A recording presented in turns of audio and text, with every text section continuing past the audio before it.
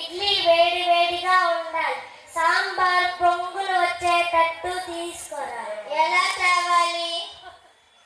సాంబారు పొంగులు వచ్చేట పొంగులు వచ్చేట ఎలా తేవాలి? వాడు కట్టిస్తాడు, తీసుకోరా. మరి టీ ఎలా తేవాలి? వాడు ప్యాక్ చేసి ఇస్తాడు, వెళ్ళు. ఏమి కావాలి? ఇడ్లీ, వడ, దోశ, టీ అన్నీ ఇవ్వండి 10 రూపాయలకి.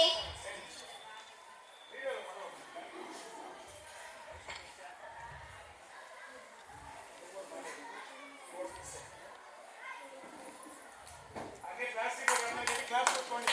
ప్లాస్టిక్ అన్ని కడతాడు ఒకరు వచ్చినట్టు కట్టించుకోవాలి. సాంబార్ ఇదిగోండి. అమ్మా, ఈరోజు సండే కదా, చికెన్ ఆర్ ఫిష్ ఏం తెచ్చుకుందాం? చికెన్ అంటే నీకు ఇష్టం, మీ నాన్నకి చేపలంటే ఇష్టం. 2 ½ కేజీ చెప్పనా, తీసుకోరా. అలాగే పాలు, బిస్కెట్స్, వాటర్ ప్యాకెట్స్ తీసుకోరా. ఏం కావాలి? 1/2 KG fish, 1/2 KG chicken, milk, biscuit packets, water packets ఇవ్వండి. ఇదిగోండి. ఇవన్నీ బయట పాడేసిరా.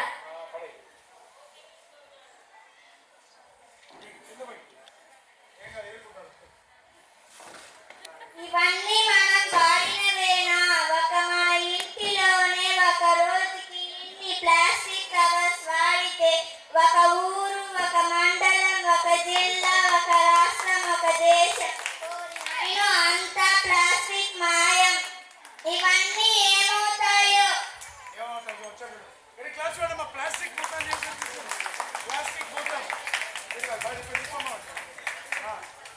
ఎవరు నువ్వు? ఎక్కడి నుండి వచ్చావు? నేను రాలేదు, నువ్వే తీసుకొచ్చావు. అనిపించట్లేదా? భూతం, ప్లాస్టిక్ భూతం. నన్ను భూతాలు, దయ్యాలు ఏం చేయలేవు. నువ్వెంత 2 నిమ్మకాయలు దిష్టి తీసి పడేస్తే సరి. అసలు దయ్యాలు భూతాలు లేవు, కాబట్టి నువ్వు ఏమి చేయలేవు. నేను మీరు సృష్టించిన ప్లాస్టిక్ భూతాన్ని, మిమ్మల్ని తినేస్తా.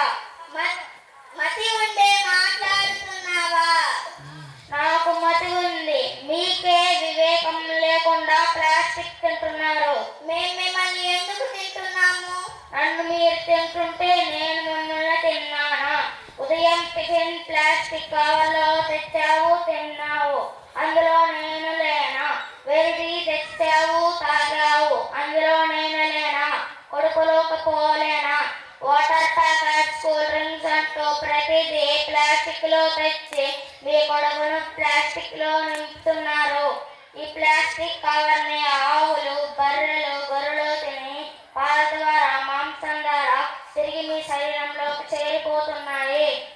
ఓ, అందుకే నా టేస్ట్ గా ఉంటుంది. మీ ముఖం ఇలా ప్లాస్టిక్ కవర్ ని వాడడం వల్ల రకరకాల జబ్బులు, క్యాన్సర్ ని కలుగు చేస్తాయి. అయితే మా జబ్బులకి కారణం నువ్వే అన్నమాట. అయితే నిన్ను పాతేస్తా. నన్ను పాతితే భూమిలో చేరడానికి 1000 సంవత్సరాలు పడుతుంది. అయితే నిన్ను కాల్ చేస్తా. నన్ను కాలిస్తే గాలిలో చేరి కష్టం చేసి నీ ఊపిరితిత్తుల్లో చేరి ఊపిరితిత్తుల వ్యాధిని కలుగు చేస్తా. నిన్ను నిన్ను నిన్ను గోదావరిలో కలిపేస్తా. అప్పుడు నీటి ద్వారా చేరి బయోమాగ్నిఫికేషన్ చెంది మళ్ళీ మిమ్మల్ని చేరి కబలిస్తా. ఏమి చెయ్యాలరా దేవుడా? ఏమి చేయకూడదు ఆలోచించండి. అవకాశం ఉన్నంత వరకు ప్లాస్టిక్ ని వాడకండి. నేనే కాదు, మీరు వాడే వంట పాత్రల్లో అల్యూమినియం, నాన్ స్టిక్ ని కూడా అరికట్టండి. అవి కూడా మీకు తెలియకుండా మీ ఆహారంలోకి చేరిపోతున్నాయి. మీరు సంతోషంగా ఉండి మీ తరాన్ని, రాబోయే తరాన్ని సంతోషంగా ఉంచండి. ప్రకృతిని కాపాడండి, అదే మిమ్మల్ని కాపాడుతుంది. Don't use plastic bags. Excellent excellent excellent. దీనికి ఎందుకు పెట్టించానో రీజన్ చెప్తాను.